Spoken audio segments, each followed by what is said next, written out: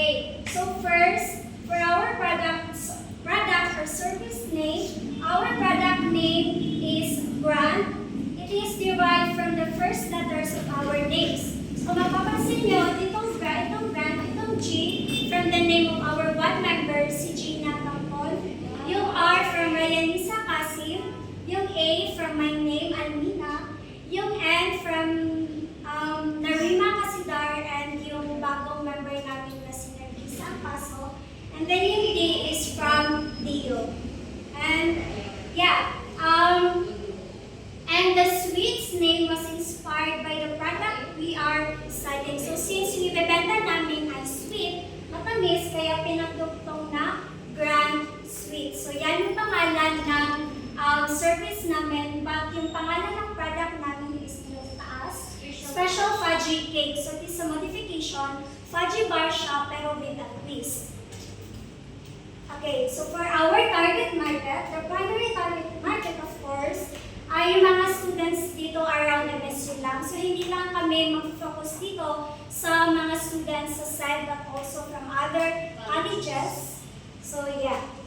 And then for our materials or mga resources needed for this business, we have fudgy bar. So meron dito isang flavor para kapag nag-boom yung product, first kasi nagagamitin namin ng fudgy bar sweet chocolate flavor. So kapag nag-boom siya, mag-add kami nitong milk o sour cream filled na flavor ng fudgy bar. So, isa din dito itong condensada, crushed na biscuit, and then ito yung lalagyan ng product natin. I-discuss ko kung ano yung magiging itsura niya.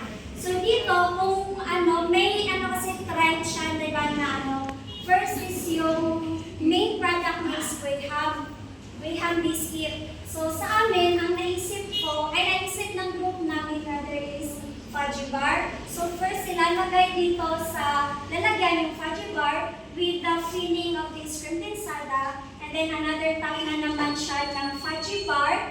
And then for the toppings, may lalagay kami dito itong crushed biscuits para hindi masyadong sweet yung taste. So para balance, lalagay namin siya ng crushed biscuit on top. HDMI. So dito, sa estimated cost, yung item na fudgy bar, ang naisip namin is dalawa munang packs ng fudgy bar so that ang price ng isang pack ay 85 pesos. So kapag dalawa, 170. And then for the condensada, 3 cans or sachet ng condensada na nagka-cost each ng 55, so overall 165.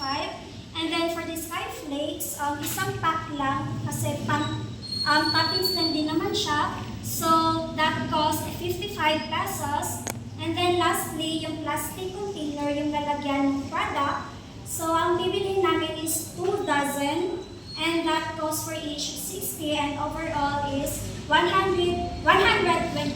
So the overall total of this business is 510 pesos. And for our unique selling point, sweet meets salty, perfectly balanced in every bite.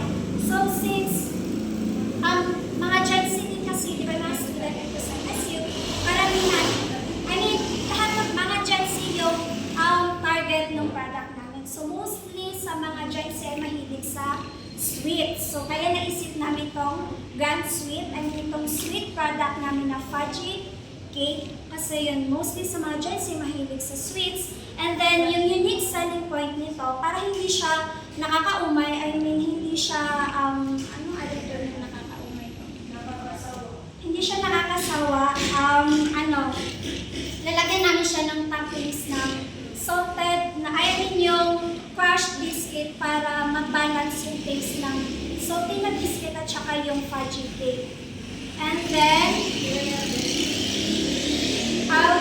upgraded fudgy cake with a twist. Yun siya, fudgy bar, but it is an upgraded fudgy cake. And that's for the price pala, nasa 10 to 12 price range. So hindi pa kami nakapag-decide kung alin ba talaga, but either 10 pesos or 12 pesos. Ito total namin siya once na nakabili na kami ng mga product at saka titingnan namin kung ilan yung magagawa ng item. And that's all for our